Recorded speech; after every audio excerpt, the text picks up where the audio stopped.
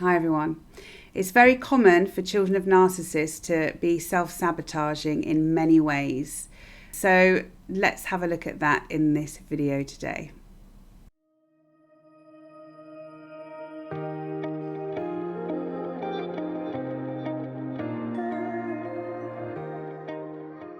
So let's go and have a look at an article on my website which is called childrenofnarcissists.org.uk. And the article is How We Self-Sabotage. Why do we self-sabotage? Many children of narcissists self-sabotage as a consequence of their dysfunctional upbringing.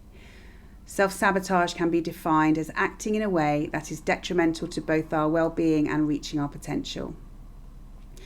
Self-sabotage can be either conscious or subconscious, and it's expressed in our behaviours when we undermine our personal goals or relationships through procrastination, substance misuse, perfectionism, self-harming, overeating, having self-critical thoughts which paralyse us, and many more. So there are many reasons why we self-sabotage. One of them is feeling vulnerable is unsafe. Some people can be conflicted regarding their romantic relationships. While part of them may want a partner, another part can feel that being in a romantic relationship and being emotionally vulnerable is unsafe, and this means that they will sabotage their relationships, often subconsciously. They may cause arguments, be unfaithful, or physically avoid their partner. Fear of feelings of vulnerability can also affect family and professional relationships and friendships. Self-fulfilling prophecy. Self-fulfilling prophecy is an idea that what we believe about ourselves is what we will manifest into our lives. Low self-esteem and low self-worth and beliefs that we are not deserving of love or a good life can often ensure that we do not achieve it. Being out of touch with our authentic self. Being a version of ourselves which we think other people will like and accept means that we suppress our authentic selves. And this can mean that we don't actually know who we are or what we want in life, and therefore we cannot reach our potential or become what we really want to be. Putting our needs last. Many people are conditioned in childhood to feel guilt and fear when asserting their own needs and wants, and therefore they learn to put their own needs last and the needs of others first. The need to be mediocre. Sometimes the unspoken needs of others can be that they want you to fail, as any success you achieve can invoke their own insecurities and feelings of jealousy, as it can make them question themselves. Other people being successful can make them have to face their own issues of procrastination, inertia, fear of success or laziness, as they are not reaching their own potential and so feel safer when others also do not. Success and dysfunctional families. For people that come from dysfunctional families, there can be a danger in being successful. This is because it can attract mocking, belittling, or critical reactions. In the event that we do start to achieve good things for ourselves, we may be triggered into feeling uncomfortable or panicky.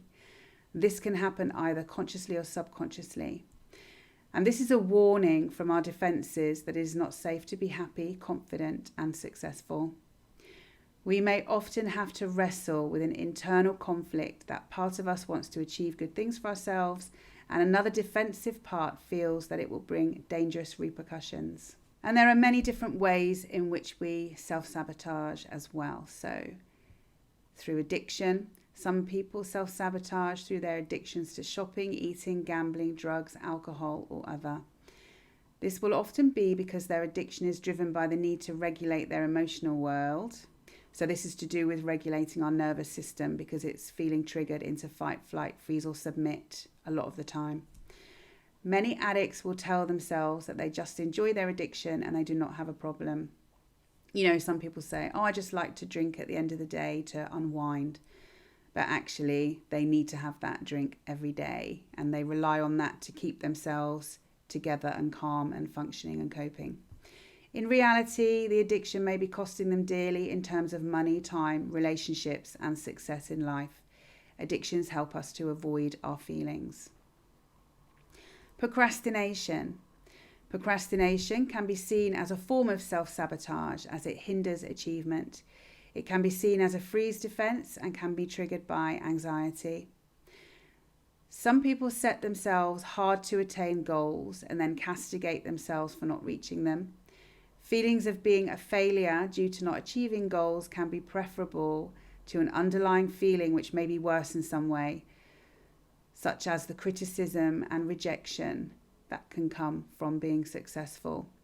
So there's some kind of fear underneath that keeps us procrastinating, or maybe the fear and anxiety in itself feels like a safer feeling than the feeling of being successful. These things can be quite complex, the reasons for why we procrastinate. Perfectionism. Many people feel that they're not good enough as they are, and they put pressure on themselves to do everything perfectly. The feeling that they may not be able to do something perfectly can mean that they will not do it at all. At root, it can be a fear of criticism and rejection. There can be feelings of, whatever I do will not be good enough, so why try? Being self-effacing and self-deprecating. Many people are shy and modest as a way of not being threatening to others. Whilst this may make them more popular, they are also seen as less confident. Lack of confidence in themselves can cause others to have lack of confidence in them, and this can have a negative effect on their career, job in the workplace. Yeah, so it's very common, isn't it, for children of narcissists to have that self-deprecating humour where they're putting themselves down all the time and in different ways, calling themselves incapable, useless, ditzy, klutzy, stupid, all those kind of things are very common. And if we rewound time to see our childhood, then we would see there that the narcissistic parent would enjoy their children putting themselves down. This reinforces the narcissist's beliefs about life, doesn't it? Those false beliefs they have. It reinforces their grandiose self. Yep, look at you, you're worse than I am. What I think about you is true. You're lower than me, you're less successful than me. So this gets reinforced in a child, these self-deprecating comments, because they find that they get acceptance through that from their narcissistic parent. So this is why many children of narcissists do have that humour about themselves. And it becomes a belief, it's their core beliefs, isn't it? That all these things about themselves that they say are true. Not taking care of the physical self. People may self-sabotage by not taking care of their basic needs. They may not wash often, clean their teeth regularly, get enough sleep, visit the doctor or dentist when needed, eat properly, or exercise regularly. Underachieving. Some people may be late for work consistently or may go to work tired or hungover and underperform. Imposter syndrome. The feeling of being an imposter is common. Many people have a core belief that they're not good enough. They feel that if others could see the real them, they would see that they are incompetent, undeserving, or a fraud. This can influence people to try to fly under the radar or to procrastinate and self-sabotage. So this shows some cognitive dissonance, doesn't it? So you have achieved something. Let's say you've been promoted at work, or you're being successful in some way in life, but then you feel like it's not deserved. So part of you is achieving. So logically we can say you have achieved that, so you are capable. But then there's an underlying core belief that you're not good enough. And this causes conflict. And this is when self-sabotaging can come in and be a problem, be a real problem, because some people can destroy their lives when they reach any kind of success.